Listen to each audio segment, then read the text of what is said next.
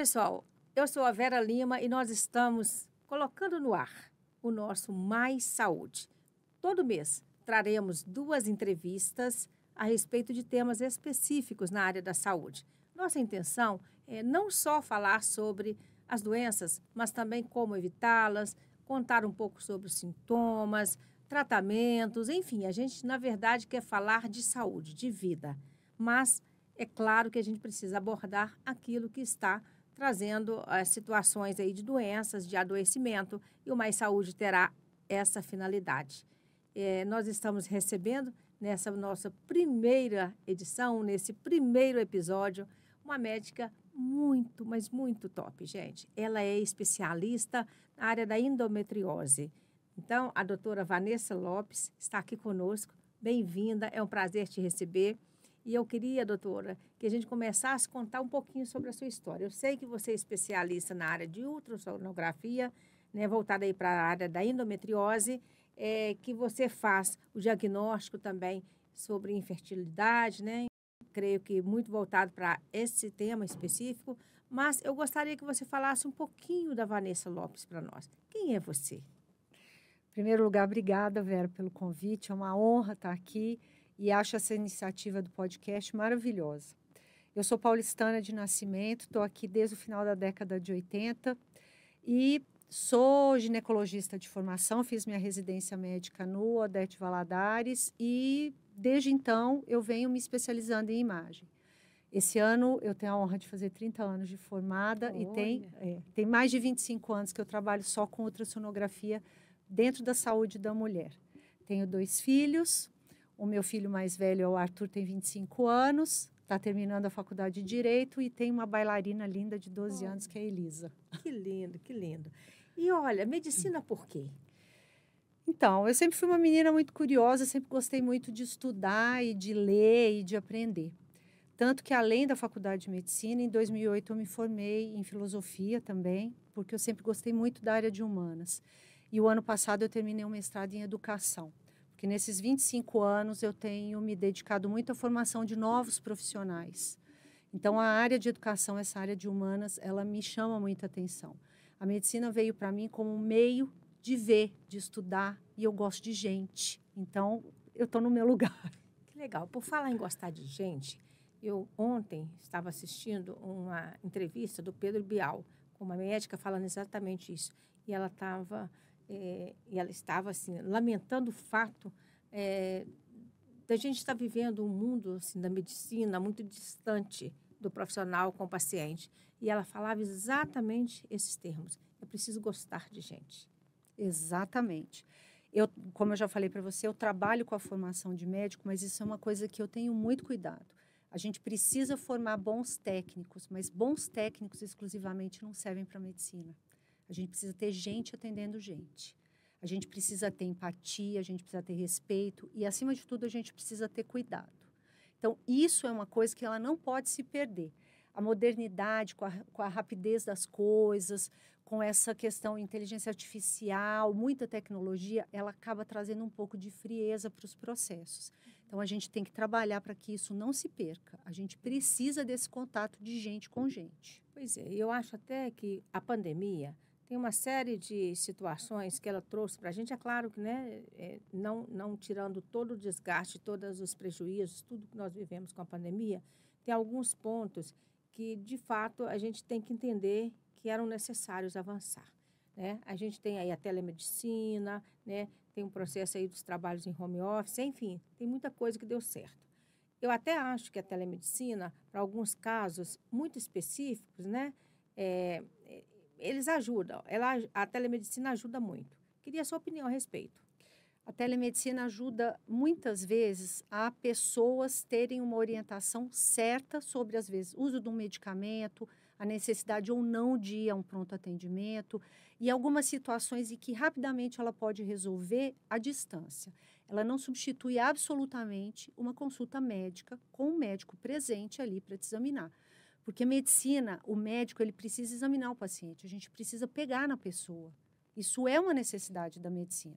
Existe o toque. Isso a gente está vendo que foi se perdendo, não é? Se perdeu por vários motivos. Por esse que você falou, da questão mesmo desse afastamento da pandemia, com a questão tecnológica, mas principalmente por questões morais que estão permeando a sociedade aí. Então, as pessoas têm um pouco de medo. A gente precisa educar as pessoas a terem um olhar certo sobre o toque adequado do médico, de como que é o exame, como que deve ser o exame, mas a gente não pode. Medicina não é uma ciência onde só se pede exame.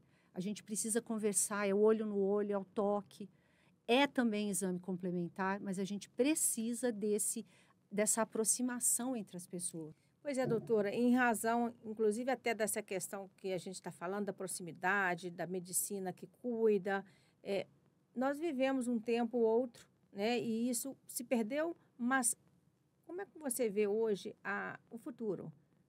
Há uma possibilidade de resgate dessa medicina, do cuidado mais próxima do paciente? A gente precisa acreditar que tem essa possibilidade, porque senão a gente tem que fechar a porta e apagar a luz.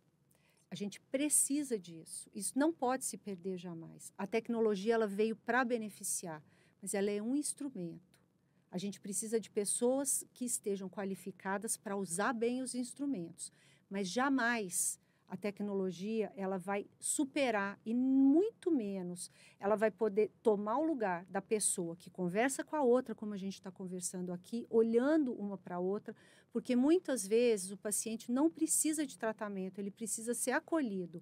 A consulta muitas vezes ela é terapêutica. A supermedicalização das pessoas ela está num ponto onde não existe o contato, onde não existe a conversa, onde não existe o acolhimento. Isso é muito ruim. Então, a gente precisa lutar para que isso não se perca. A formação da medicina, ela é generalista, não é? No primeiro momento, você sai ali como uma residência médica, uma pessoa com conhecimento amplo, Sim. generalista. E depois você vai focar em especializações.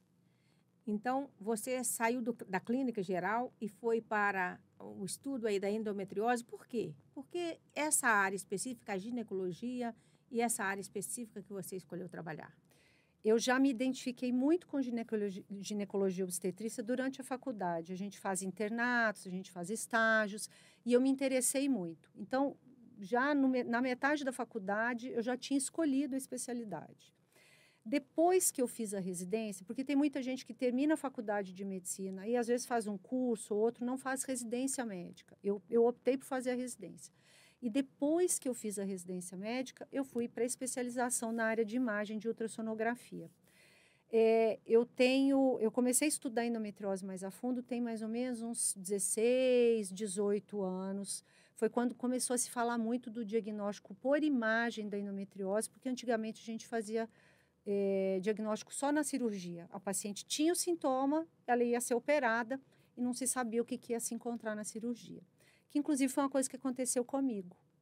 Eu tive endometriose, fui operada em 1997. Nesse esquema, fui para a cirurgia, o cirurgião achou muito mais coisa do que ele tinha esperado de encontrar.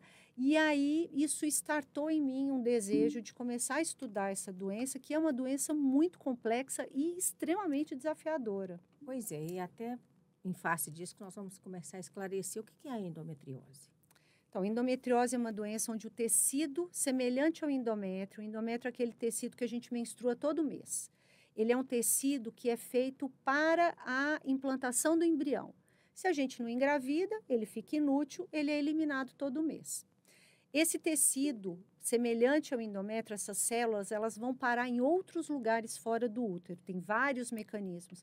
Através da trompa, porque o sangramento sai pelo colo do útero, mas pouca quantidade de sangue sai pela trompa uterina e cai dentro do abdômen das mulheres. Pode ser por disseminação sanguínea, por vasos linfáticos, tem várias teorias. Essas células, elas se implantam no abdômen. As regiões mais comuns são atrás do útero, em cima dos ovários, mas a gente pode ter no intestino, na bexiga, a gente pode ter no diafragma, em outros órgãos. Existem localizações mais atípicas.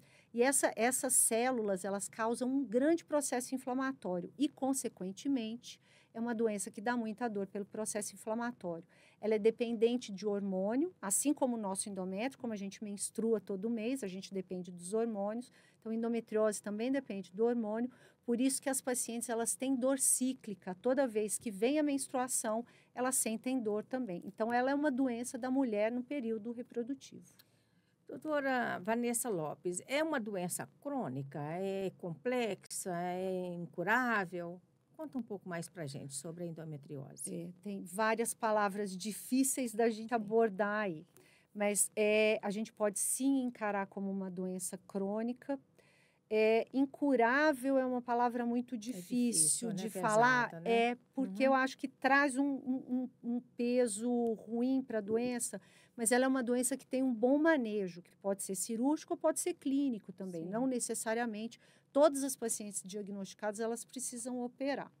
Mas é uma doença que, se não diagnosticada a tempo, ela rouba a vida das mulheres. Ela rouba qualidade de vida, ela rouba alegria, ela rouba qualidade mental, ela rouba qualidade da saúde como um todo da mulher. Então, é preciso que a gente brigue muito pelo diagnóstico para que coisas piores não possam acontecer. Ela é muito complexa do ponto de vista da abordagem para o diagnóstico, principalmente, e ela é muito desafiadora. Mas ela é uma doença que tem um manejo muito bom quando ela é diagnosticada a tempo. E olha, pessoal, um dado muito alarmante. São 190 milhões de mulheres no mundo que sofrem de endometriose e no Brasil são 7 milhões de mulheres. Nós fizemos esse primeiro episódio com a doutora Vanessa Lopes, falando um pouco da vida dela, porque ela escolheu a medicina e a ginecologia como especialização, porque ela partiu e decidiu investir para trazer conhecimento e muita informação e atendimento de qualidade na área da endometriose. E ela também nos contou um pouquinho sobre essa doença. No segundo episódio, nós vamos conversar com a doutora Vanessa Lopes sobre o diagnóstico, tá? Vocês vão saber como se prevenir para que vocês possam ter uma vida saudável. Vamos entender se a endometriose traz infertilidade ou não, se há como lidar com essa situação sem desespero. E vamos conversar também sobre outras questões ligadas à endometriose. Então, acompanhe no nosso podcast Mais Saúde, episódio 2. Voltaremos com a doutora Vanessa Lopes.